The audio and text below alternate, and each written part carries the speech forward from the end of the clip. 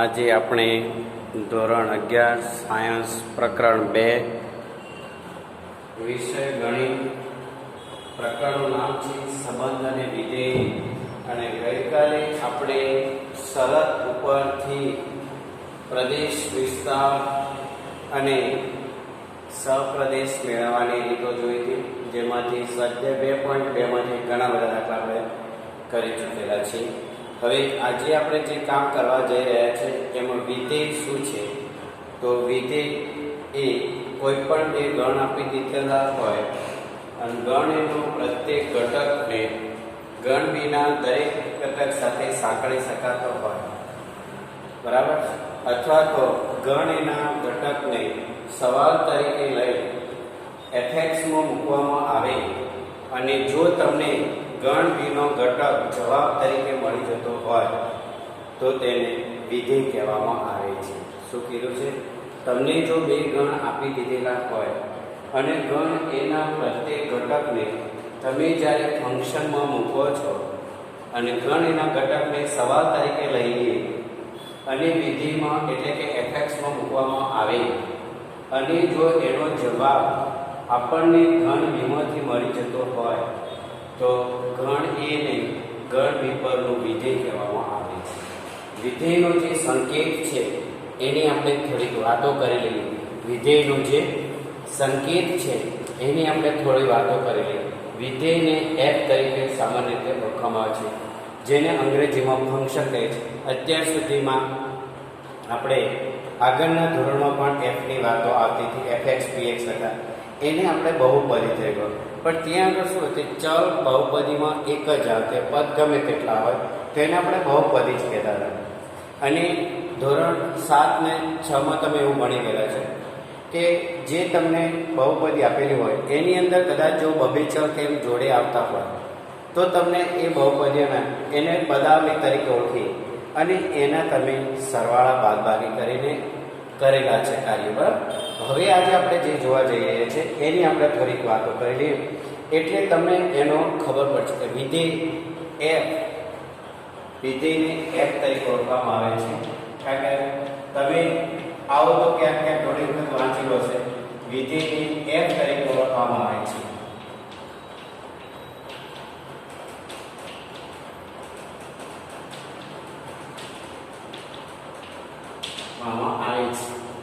વિધેય f એટલે function કહેવાય. એને શું કહેવામાં આવે છે? fncpiol તરીકે ઓળખવામાં આવે છે, ફંક્શન કહેવામાં આવે છે. તો વિધેય એક પ્રકારનો સંબંધનો પ્રકાર છે. વિધેય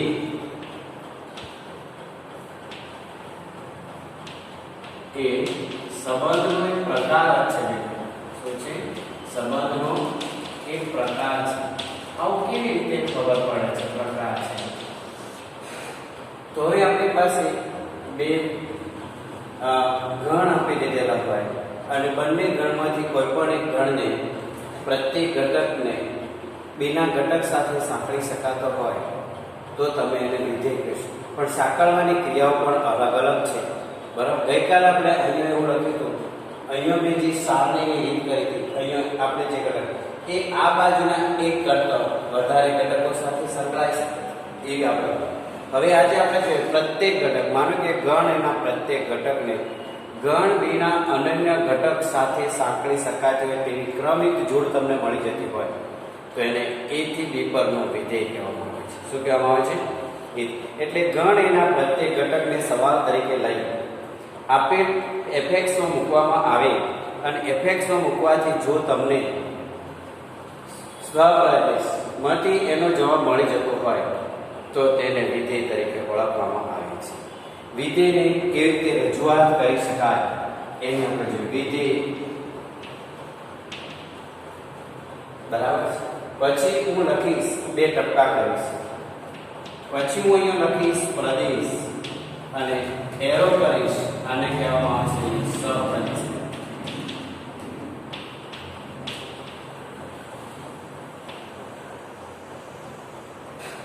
વિધેય પછી બે ટપકા પ્રદેશ શબ્દ. આપણે વિજ્ઞાનમાં તમે આવું આપેલું હોય તો ટુ બોલો છો, પ્રક્રિયકોથી નિપજો, બરાબર છે.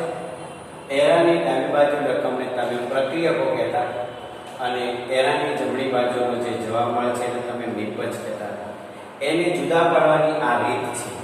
તો અહીંયા જે વિધેય છે એ વિધેયને આપણે મેં શાબ્દિક લખ્યું છે એટલે એને f કહેવામાં આવશે. આ જે મેં લખ્યું છે અહીંયા ફ્રોમ બોલવાનું તમારે f ફ્રોમ.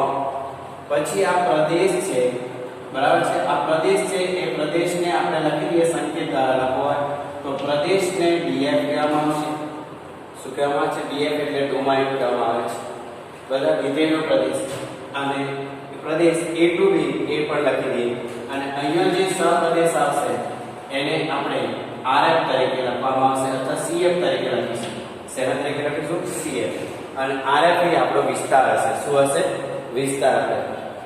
અને જે df લખ્યું એટલે ડોમેઇન તરીકે લખવામાં આવે છે અને પ્રદેશ સહપ્રદેશ લખે એને cf તરીકે લખ્યું છે, કોડોમાઇન તરીકે લખવામાં આવે છે. બરાબર. હવે આ df એટલે આપણે ગણની વાતો જે કરતા એટલે આપણે લખીશું f from a to b. a એટલે પ્રદેશ df અને b એટલે સહપ્રદેશ cf. બસ આવું એટલે બે ટકાની ક્રમ બનાવે છે. વિધેયને આ રીતે દર્શાવવામાં આવે છે. બરાબર છે. ક્યારેક વિધેયને r to r પણ આવશે, n to z, z to q, આવું ગમે તે આવી શકે. એ પ્રમાણે તમારે ચાલવાનું છે. એટલે આપણે કે પ્રદેશને df કહેવાય, સહપ્રદેશને cf કહેવાય અને વિસ્તારને rf તરીકે ઓળખવામાં આવે છે. શેના તરીકે ઓળખવામાં આવે છે? વિસ્તારને rf તરીકે ઓળખવામાં આવે છે.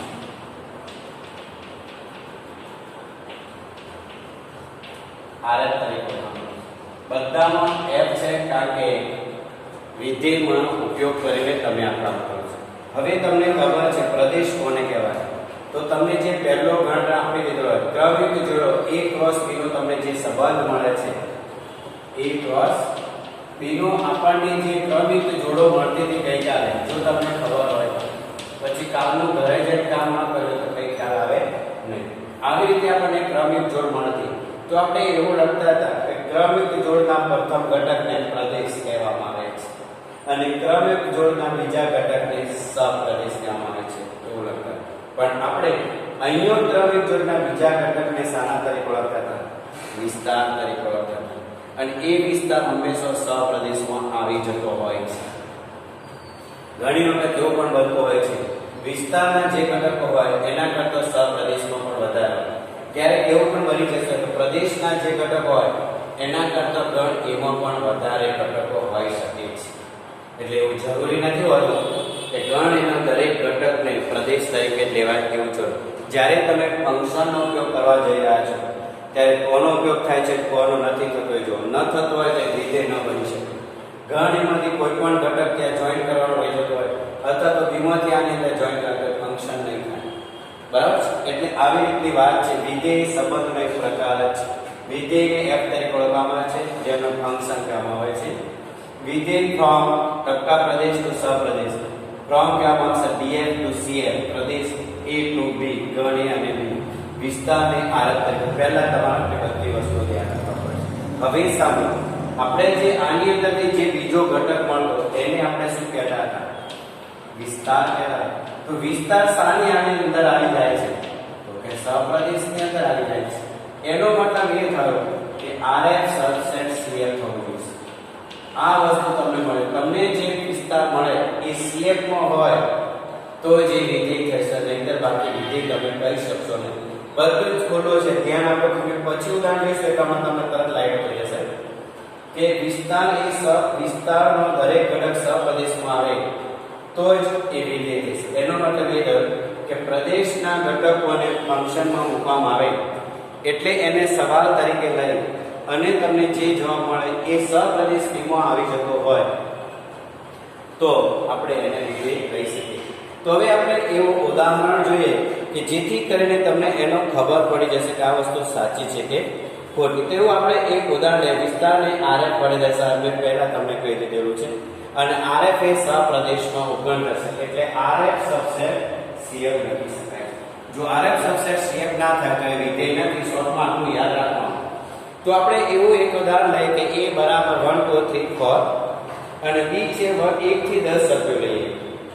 a બરાબર 1 2 3 4 અને b બરાબર આપણે એવું લઈએ કે 1 થી 10 સભ્યો લેતા હોઈએ અને આપણી પાસે વિધેય શું છે એની પણ વાત કરી લઈએ. તો વિધેય છે a to b, કારણ કે તમને ગણ a અને b આપેલો, તો વિધેય a થી b બનશે. એટલે a સપ્રદેશ છે, b a પ્રદેશ છે અને b સપ્રદેશ. અને ફંક્શન શું આપેલું છે એ આપણે જોઈએ. તો ફંક્શન છે આપણી પાસે 3x + 2 છે. કયું છે?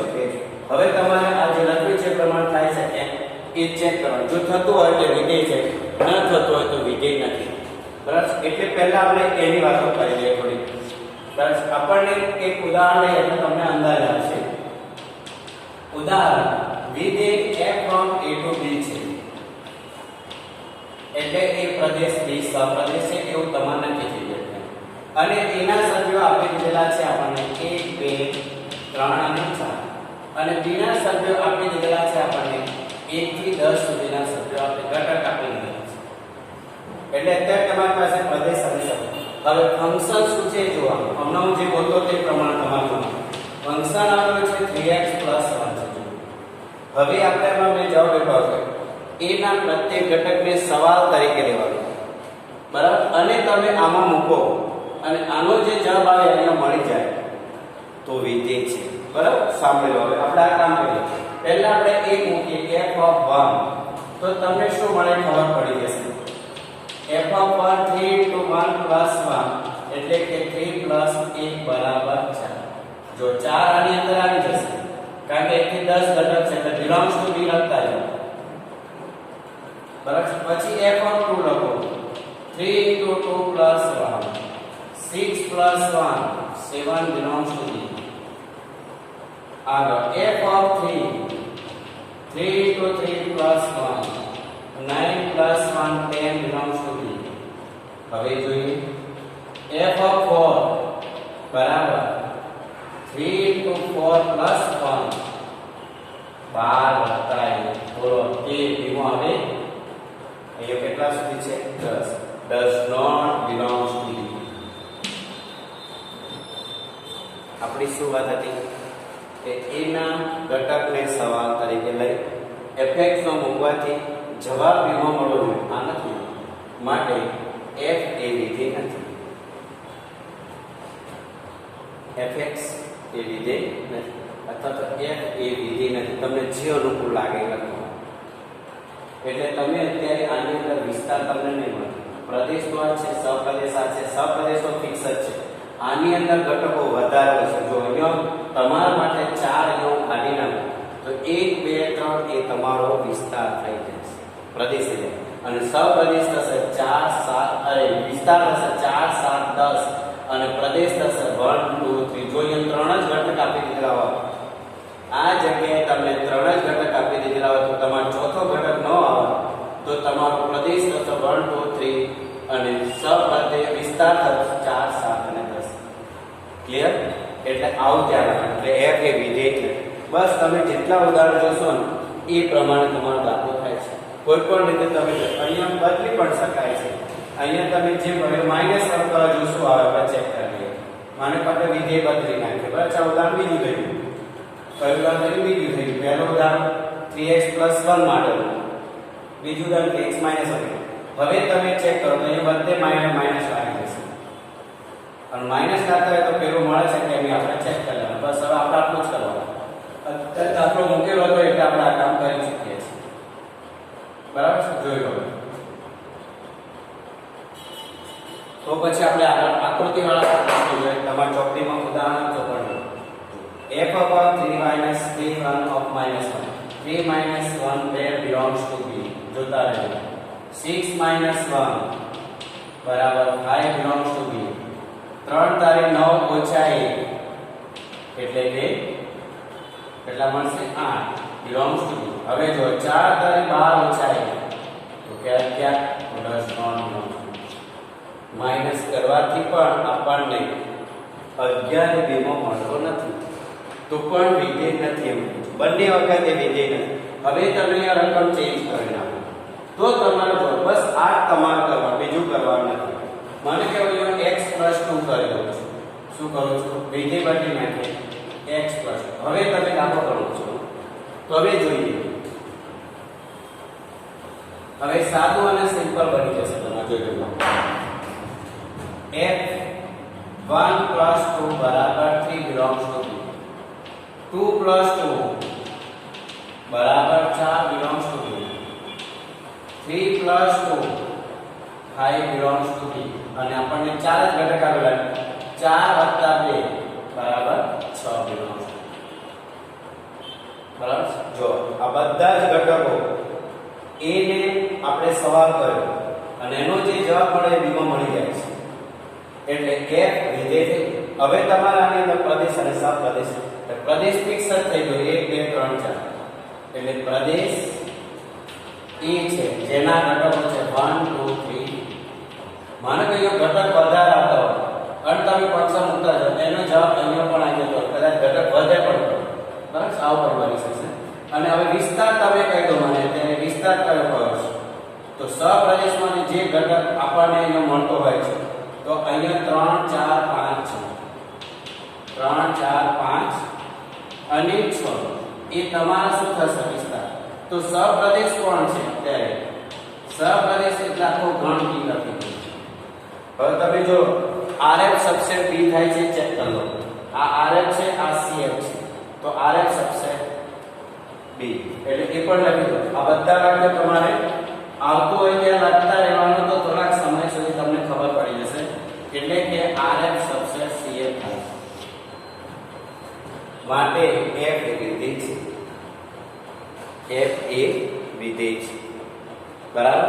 એટલે આ રીતે દાખલા ચેક કરવાથી તમને ખબર પડી જશે બરાબર. હવે આપણે બીજા એવા પણ પ્રશ્નો કેટલાક છે કે જે આકૃતિ દ્વારા પણ થઈ શકે છે અને તમારા ટેક્સ્ટનું એક ઉદાહરણ છે એ પહેલા આપણે ચિત્ર એ જોવા જેવું છે. ઉદાહરણ કે n એ પ્રાકૃતિક સંખ્યાઓનો ગણ છે. શું છે? n એ પ્રાકૃતિક સંખ્યા. તમને બધાને પ્રાકૃતિક સંખ્યા 1 2 3 થી અનંત સુધી તેના પર વ્યાખ્યાયિત કોઈ સંબંધ r એવો છે કે r બરાબર xy જ્યાં y બરાબર 2x xy belongs to n બંને n ના ઘટકો લેવાના અને તમારે y મેળવવાનું.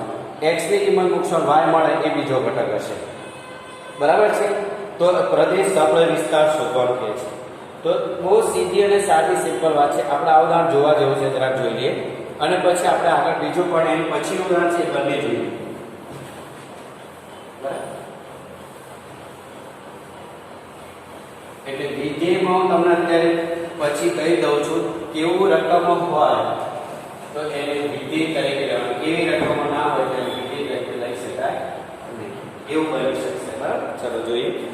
n એ પ્રાકૃતિક સંખ્યાઓનો ગણ છે. ઉદાહરણ 10 છે તમારો બરાબર છે. ઉદાહરણ કયું છે? 10 છે બરાબર છે. n એ પ્રાકૃતિક સંખ્યાઓનો ગણ છે. n બરાબર પ્રાકૃતિક સંખ્યાઓનો ગણ. હવે એવું વિધેય આપણે આપી દીધો છે કે r ગઈકાલની જેમ આપણે શોધી લે પછી કહેવાની વિધેય છે કે n બરાબર છે. આ xy જ્યાં y બરાબર 2x અને xy belongs to n બંને ઘટકો n ના હોવા જોઈએ આવું આપણને વાત કરી દીધી છે. તો r એ નો પ્રદેશ વિસ્તાર સ્વપ્રદેશ શોધો અને શું આ સંબંધ વિધેય છે એવું કહે છે. જો તમને એક વસ્તુ કહી દઉં કે અહીંયા તમને એક પ્રાકૃતિક સંખ્યા એટલે તમે અહીંયા જે કિંમત મૂકશો એટલે 1 2 3 અનંત સુધીની જે કિંમતો આવશે એ તમારો પ્રદેશ થશે. અને સપ્રદેશમાં શું થાય છે એ પણ તમને ખબર પડી જશે કે તમે અહીંયા y ની જે કિંમત મૂકશો અહીંયા જે પણ કિંમત મૂકશો એ એની બમણી થશે એટલે યુગ્મ વિધેય થઈ જશે. કયું વિધેય થઈ જશે? યુગ્મ વિધેય. એટલે r નો પ્રદેશ પ્રાકૃતિક સંખ્યા અને સપ્રદેશ પણ n જ છે પણ વિસ્તાર યુગ્મ પ્રાકૃતિક સંખ્યાઓનો ગણ થશે. એટલે n ને એક અને માત્ર એક જ પ્રતિબિંબ મળે છે. કેવી રીતે? તો n બરાબર શું હોય છે? તો 1 2 3 અનંત સુધી ધન સંખ્યાઓ છે બરાબર. એટલે તમે લખી શકો છો fx બરાબર 2x. fx ને તમારે શું કહેવાનું છે? કે y કહેવાનું છે. હવે તમે એ કિંમત મૂકતા જાઓ f of 1 2 into 1 બરાબર 2 બરાબર. એક થાય જે તમે ગણ માનતા હોય પછી 2 મૂકો તો 2 2 4. હવે n ની અંદર આ બધી સંખ્યાઓ આવતી જશે belongs to n જોઈ લો. ગમે તે સંખ્યા મૂકશો તો તમને n ની અંદર કિંમતો મળતી જ જશે એટલે આપણને પહેલા જ કહી દીધેલું છે કે અહીંયા બંને n ના છે, એટલે આપણે એવું લખી શકીએ કે સહપ્રદેશ એટલે કે df જે છે એ સબસેટ n છે, એટલે ઇક્વલ ટુ n જ છે એવું લખો, અને cf જે છે એ પણ n જ છે, એટલે કે પ્રદેશ પ્રાકૃતિક સંખ્યાઓ છે, સહપ્રદેશ પણ પ્રાકૃતિક સંખ્યા. પણ હવે આર જ જોઈએ, ધ્યાન આપજો. માનો કે તમે અહીંયા 3 મૂકી દો તો 2 into 3 એટલે આપણને કેટલા મળે? 6 belongs to n. પછી 4 મૂકો, આવી રીતે તમે કિંમતો ગમે તે મૂકતા જશો તો આ બધી સંખ્યાઓ તમને આની અંદર મળી જશે. એટલે શું થશે કે rf જે મળશે એ rf ની જે રકમો છે એ 2 4 6 યુગ્મ પ્રાકૃતિક સંખ્યાઓ, યુગ્મ પ્રાકૃતિક સંખ્યા. અને આ બધી સંખ્યાઓ સબસેટ શેમાં છે? n એટલે શું છે? એટલે rf સબસેટ cf તમને મળી જશે. માટે આ જે સંબંધ છે એ અહીંયા પણ એક જ પ્રતિબિંબ મળે છે, આને એમાં મુકવાથી એક જ વસ્તુ મળી છે. એટલે એક એક ગણ એના પ્રત્યેક ઘટક કે ગણ વિના યુગ્મ ઘટક સાથે એટલે અનન્ય ઘટક સાથે અનન્ય મતલબ એક અને માત્ર એક ઘટક સાથે સાંકળી શકાય છે. 1 2 2 4 3 6 4 8 આવી ક્રમિક જોડમાં એ ક્રમિક જોડના પહેલા બધા ઘટકોને પ્રદેશ કહેવામાં છે અને બીજા ઘટકોને વિસ્તાર કહેવામાં છે. અને વિસ્તારના બધા ઘટકો CF માં છે, કારણ કે DF અને CF બંને પ્રાકૃતિક સંખ્યાઓના ગણ છે અને બંને પ્રાકૃતિક સંખ્યાના ગણ હોય તો વિસ્તાર એની અંદર આવે છે. હા, તમારું ફંક્શન બદલાય તો આ ના પણ થઈ શકે એવું જો. માનો કે -1 કે -2 કરી દે તો હમણાં તમારે એ જવાબ બદલાઈ જશે. અને જવાબ બદલાઈ જાય એટલે તમારે સમજી લેવાનું કે માઇનસ થતો હોય તો માઇનસ જવાબ પ્રાકૃતિક સંખ્યામાં કે 0 પ્રાકૃતિક સંખ્યામાં હોઈ શકે નહીં. જો પ્રાકૃતિક સંખ્યામાં y જેવું ના હોઈ શકે તો આપણને એટલી ખબર પડી જાય કે જેથી કરીને એ ઘટક b ની અંદર એટલે કે સપ્રદેશની અંદર તમને પ્રાપ્ત થશે નહીં. ક્લિયર થઈ ગયું? એટલે આ રીતના આપણા દાખલા છે અને આ રીતે આપણે ચાલો હજુ આપણે ઉદાહરણ આગળ જોવાના છીએ. બરાબર, હવે જે ઉદાહરણ એક આવે છે એ જરાક ધ્યાન રાખજો, પછી આકૃતિ વાળા જો થાય તો ઠીક છે, એટલે પછી કાલે જોશું. એટલે આ પ્રકારે તમારે પ્રેક્ટિસ કરવાની. હજુ આપણે એક ઉદાહરણ જોઈએ પછી તમને અંદાજ આવી જશે અને એના પરથી હું તમને કહી દઈશ કે એક વિધેય કોને કોને કહેવાય એ પછી તમને કહીશ, અત્યારે નહીં. બરાબર, અહીંયા તમને એવું આપી દીધેલું છે કે કેટલાક ઉદાહરણ એવા આપી દીધેલા છે કે નીચેના ઉદાહરણમાં આપેલ સંબંધ ચકાસો અને પ્રત્યેક સંબંધ વિધેય છે કે નહીં તારણ આપવાનું છે. તો આપણને એક નંબર એવો આપી દીધો છે. પહેલા ધ્યાન આપીએ, આપણે એક નંબર શરૂ કરીશું. પહેલા આપણે ક્રમિક જોડ આપી દીધેલી છે, બરાબર છે? એ આપણે જોઈએ 2 1 પછી 3 1 અને પછીનો જે ઘટક છે 4 2 છે. બરાબર, હવે તમે જો અહીં 2 3 અને 4 શું બનશે? તો કે પ્રદેશના ઘટકો છે. તો પછી 1 2 શું બનશે? એના પ્રતિબિંબ છે. કોના પ્રતિબિંબ? જો 2 ને એક સાથે સાંકળી શકાય છે, 3 ને એક સાથે સાંકળી શકાય છે. પહેલા સમજી લો, અહીંયા હું પ્રદેશ લખી દઉં છું. પહેલા તમારે જોવું હોય તો પ્રદેશ છે આપણી પાસે 2 3 4, બરાબર ધ્યાન રાખજો. અને હું જોડે લખી દઈશ વિસ્તાર. વિસ્તાર મને મળે છે વર્તુળ મળે. બરાબર, આ વસ્તુ મને મળી ગઈ છે. હવે આપણે એવું કહેવાનું છે કે પહેલો જે ગણ છે એ ગણનો દરેક ઘટકને આની સાથે સાથે છે. તો કે હવે આને મારે કેવી રીતે દર્શાવી શકાય? તો અહીંયા જો માનો કે આપણે આને ગણ એ કહી દઈએ, બરાબર ધ્યાન રાખજો, કે p કહી દઈએ અને બીજો જે ગણ રહે છે એને q કહી દઈએ. તો આની અંદર 2 3 ઘટક છે, 2 3 અને 4 અને અહીંયા માત્ર વર્તુળ લખવાનું. આ બધું બરાબર છે. હવે અહીંયા જો 2 ને એક સાથે સાથે 3 ને પણ એક સાથે સાથે, એટલે તમે આવો એરો અહીંયા કરી શકો છો. એટલે આકૃતિ પરથી પણ તમે જવાબ આપી શકો છો. અને 4 ને 2 સાથે સાંકળવાનું. હવે જો પ્રદેશના એક કરતા વધુ ઘટકો વિના એક ઘટક સાથે સાંકળી શકાય છે. બરાબર, શું કહેવાનું છે કે p ના એક કરતા વધારે ઘટકને q ના એક અને માત્ર એક ઘટક સાથે સાંકળી શકાય છે. આવું પ્રત્યેક આવતો એ બધું તો ઠીક છે, પણ આ વસ્તુ જોવાની. તો અહીંયા એક કરતા વધારે ઘટક છે એટલે અનેક એક કહેવા વિધેય. અનેક એક આવું જ્યારે તમને જોવા મળે તો એ વિધેય છે. આવું ધ્યાન રાખો. બોલો, સમજાઈ ગયું? પ્રદેશ વિસ્તાર બંને તમારી પાસે છે. પહેલા ઘટકના એક કરતા વધુ ઘટકો બીજા ગણના એક અને માત્ર એક ઘટક સાથે બધી રીતે સાંકળી શકાતો હોય તો એ વિધેય છે. એને અનેક એક વિધેય કહેવામાં. શું કહેવામાં આવે છે?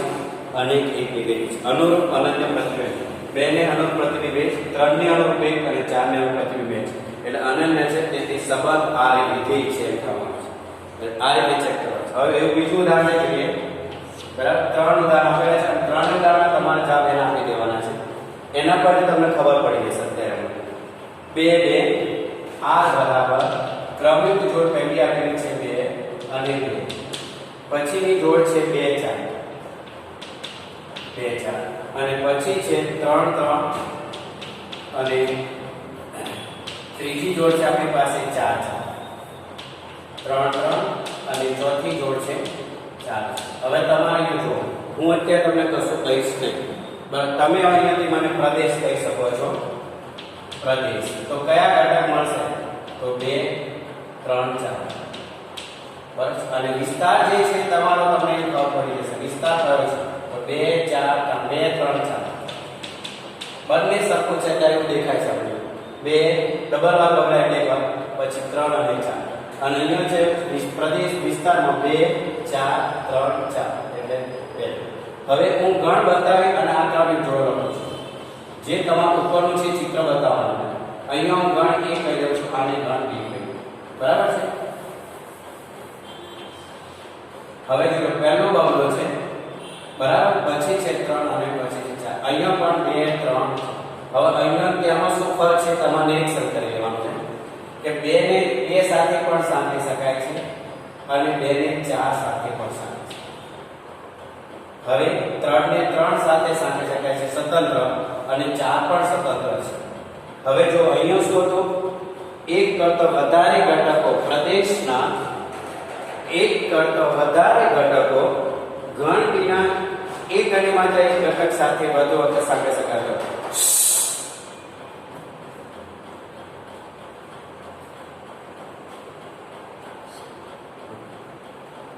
ગણ પેના એક કરતા વધુ ઘટકોને ગણ ક્યુના એક ઘટક સાથે માત્ર સાંકળી શકાય તે વિધેય છે. અને અહીંયા ઊંધું થઈ જાય છે. એક ઘટક પ્રદેશ તો એક ઘટક વિના એક કરતા વધુ સાથે સાંકળી શકાય છે એટલે આ વિધેય નથી. કેમ નથી? તો તમારે એનો જવાબ અહીંયા લખવાનો. આ શું થયું? એક અને એક થયું. શું થશે? એક અને એક થશે. એટલે એક અને એક વિધેય નથી. બરાબર? અને માત્ર એક એક જ આવી જતું હોય કે આનું પ્રત્યેક ઘટક આના પ્રત્યેક ઘટક સાથે સાંકળી છે. સ્વતંત્ર હશે તો વિધેય છે. એટલે એક એક વિધેય. એટલે કોને વિધેય કહેવું, કોને ન કહેવું અહીંયા નક્કી થઈ જશે તમારી પાસે. આ અનેક એક વિધેય છે, આ એક અનેક છે, આ વિધેય નથી. એક અનેક વિધેય નથી, અનેક એક એ વિધેય છે. હવે ત્રીજો નંબર છે પણ જોઈએ, નંબર 3. બરાબર? નંબર 3 આ બરાબર ક્રમિક જોડ જોઈએ. 1 2 2 3 4 1 2 પછી 2 3 3 4 4 5 4 5 પછી છે 5 6 અને છેલ્લો છે 6 7. બહુ બધી ક્રમિક જોડ આપી છે. બરાબર? 6 7 આ ત્રીજો નંબર છે. હવે તમે જો 1 ને 2 સાથે, 2 ને 3 સાથે, 3 ને 4 એટલે તમે અહીંયા તમે પ્રદેશ તમે લખી શકશો. જોઈ લો પ્રદેશ 1 2 3 4 5 6 અને વિસ્તાર તમારો જે છે જોઈએ તો 2 3 4 5 6. ક્રમિક જોડના પહેલા ઘટકને પ્રદેશ કહેવાય, બીજા ઘટકને વિસ્તાર. હવે આને આપણે જ્યારે દોરીએ છીએ બરાબર છે. એનું જે ઉદાહરણ છે એને પણ ઉપરની સાહેબ આકૃતિ કરી છે. અને એક અને અહીંયા કરતો બરાબર છે, એક અને આ વિધેય નથી. બરાબર. હવે આ જે નંબર છે તે એની આપણે તો આમાંથી અંદર લખવું છે એટલે તમને અંદાજ આવી જશે કે આકૃતિમાં શું આવે છે એટલું જોવું છે આપણે. જો આ ગણમાં આપણે x કહીએ, વધારે ઘટકો છે બરાબર, એટલે ગણ તો મોટો દોરી આવે. ત્રીજા નંબર માટે ગણ x છે અને ગણ y છે. હવે આની અંદર પ્રદેશના ઘટકો લખી દો 1 થી 6. 1 2 3 4 5 6 અને આની અંદર છે 2 3 4 5 6. બસ ઘટક આગળ ટપકું કરો તો સારું, એટલા કરો તો માનો છો 1 2 2 3 3 4 4 5. ગણ x ના પ્રત્યેક ઘટકને સવાલ તરીકે લઈએ અને જ્યારે ફંક્શન મૂકે છે ત્યારે આપણને ગણ b નો ઘટક જે મળે છે વિસ્તાર એ સાપે છે. એટલે અહીંયા પ્રત્યેક ઘટક ગણ x નો એક અને માત્ર એક ઘટક ગણ y ના એક અને માત્ર એક ઘટક સાથે સાપે છે. પ્રત્યેક એક એક છે એટલે આ એક એક સંબંધ એક એક એટલે એક એક હોય દરેકમાં એક એક ઘટક પહેલા ગણના પ્રત્યેક ઘટકને y ના એક અને માત્ર એક ઘટક સાથે સાપે છે તો એક એક વિધેય થઈ ગયું. એટલે આ વિધેય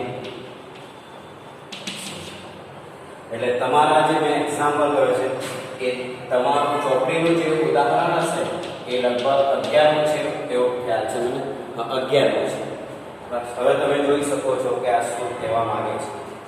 એક એક વિધેય છે, અનેક એક વિધેય છે, પણ એક અનેક વિધેય સમજાય. હવે એવું પણ ક્યારેક બનશે બેટા કે જ્યારે તમે x અને y સાથે આ સંબંધો કેળવો છો ત્યારે શું થાય તો ક્યારેક ગણ y નો કોઈ ઘટક રહી જતો હોય તો પણ વિધેય નથી એવું તમે કહી શકો છો. તો આવી રીતે તમારે સ્વાધ્યાય તમને જે કહું છું એની અંદર 2.3 દાખલા નંબર પહેલો અને બીજો જે છે એ વાસ્તવિક વિધેયના પ્રદેશ માટેની કિંમતો શોધવાની છે. એટલે તમે જેટલા થાય એટલા સંખ્યા તમારા દાખલા કરવાના, પ્રદેશ અને વિસ્તાર કરવાના કારણો આપવાના છે. પહેલા દાખલો 2.3 નો પહેલો દાખલો ઉદાહરણ 11 પ્રમાણે કરવો અને ત્રીજા દાખલામાં fx તમને આપી દીધેલો છે અને તમને f ની કિંમતો આપી દીધી છે. મતલબ f કૌંસમાં જે રકમ આવે છે તમારો પ્રદેશ થશે એ પણ થઈ જશે. એવી રીતે સેલ્સિયસનો પણ દાખલો છે અને પછી જે વિધેય આપી દીધેલા છે એના માટેની શરતો આધીન તમારા દાખલા. એટલે તમારે